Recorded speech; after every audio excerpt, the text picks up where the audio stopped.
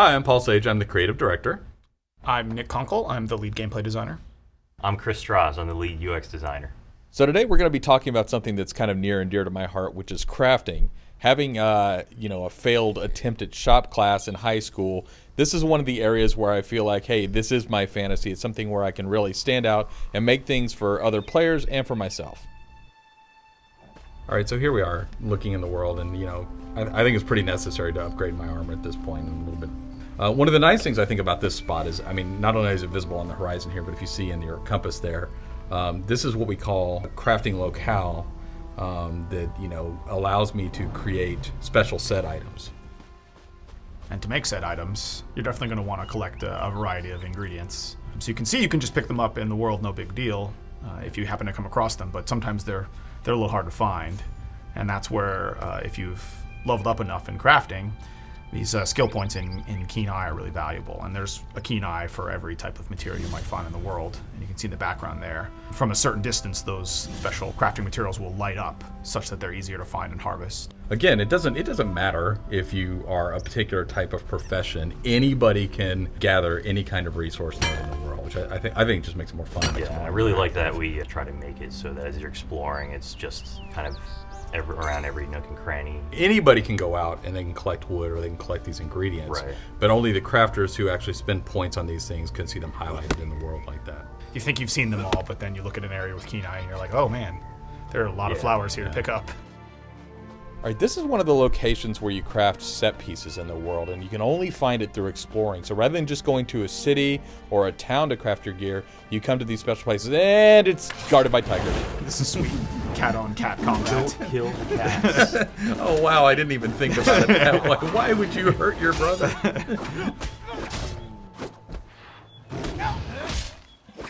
But yeah, in addition to just, running around and finding different things you could use for crafting, there's leather you'll come across on different creatures, the different ingredients that you can use depending on what you're trying to craft. Yeah.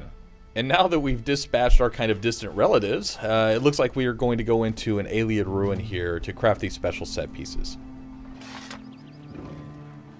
So you can see that, unlike a normal crafting station that you might find in a city or whatever, any items that you create here have the opportunity to create the Magnus's gift set bonus. And there's lots of these all throughout the world. You kind of have to explore and find them. And in this case, items that you create have the opportunity to get this special, unique set bonus, in addition to whatever normal customization you want to put on them, which we're sort of looking at here. This research is actually one of the things I really like about this system. We have traits, which are the innate properties of an item. Traits are things like it's sturdy and whatnot.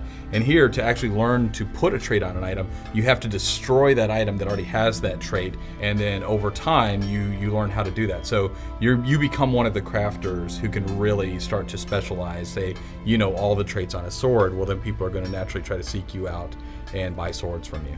In this case right here, there's lots of opportunities in crafting to deconstruct or extract the valuable materials from anything you come across in the world, whether it be something that another player traded to you or that you found via loot or in a treasure chest or something along those lines. Everything you find is going to be useful to you in some way in crafting, if only to just advance your skill more. So the entire world is really integrated into that system. The idea is really to give you a high level of control. So you're controlling not only the material it's made out of, the level it's made out of, but the look of it, and then of course the innate properties of all the items here. You could really kind of create some cool stuff here. In this case, you can choose to make a Khajiit armor that looks like the Khajiit style versus whichever else you might want. In this case, you can make Khajiit because you are a cat, and I think, again, just the thing to emphasize here is you're creating this very custom piece of gear, and in this case, maybe it's a simple one that's just a chess piece. Oh, nice switch there. Yeah, that was Nice. good.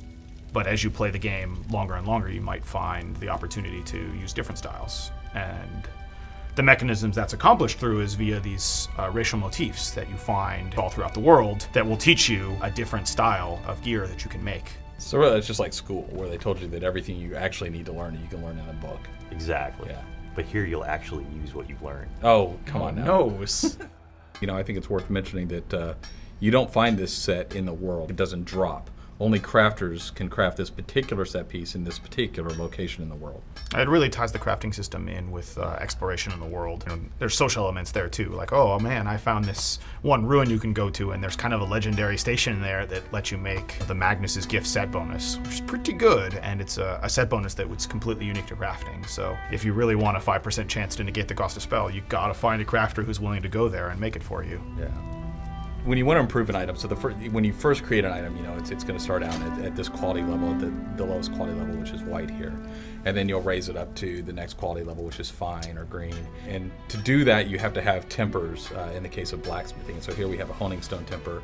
There's a little bit of a gambling game here. The more tempers you add, the better chance you have to get to the next quality level. But if you don't have those 100%. tempers, That's not much of a gamble, though. It's not a big risk there. Yeah, that's not much of a gamble at 100%. Yeah, I invested heavily in Magnus's Curious here. I don't think it's curious. I think Curious, it's I whatever. think it's okay, much more come fun when you take a little bit of a risk. And this is really the gambling portion part of the game. This is where you're deciding if you want to try to improve the quality of that item. Although I Yeah. do not. And by fun, you mean I'm never ever going at something like, say, 45% here, which is the only. Oh, geez. We're out of dwarven oil. We only have a 45% chance to do it. This is totally a pressure luck moment here. I This is would the not do this. big money, no whammy. Big money, no whammy. Yeah. Got it in one. Nice. Okay, come on. Yeah. Did not think that was going to go through. That was risky, but it was worth it. I live for the buzz. Look how much cooler that looks. So much more stylish. Right. But look at this. Compliment your There name. we go. And then when you Now start it's to all fully matching? upgrade, yeah. So I mean, you know, I think the thing to end with is that, you know, crafters are super valuable. They can take the best items in the world to make them better, and they can also make the best gear. Plus that armor just really makes your eyes pop. And cats.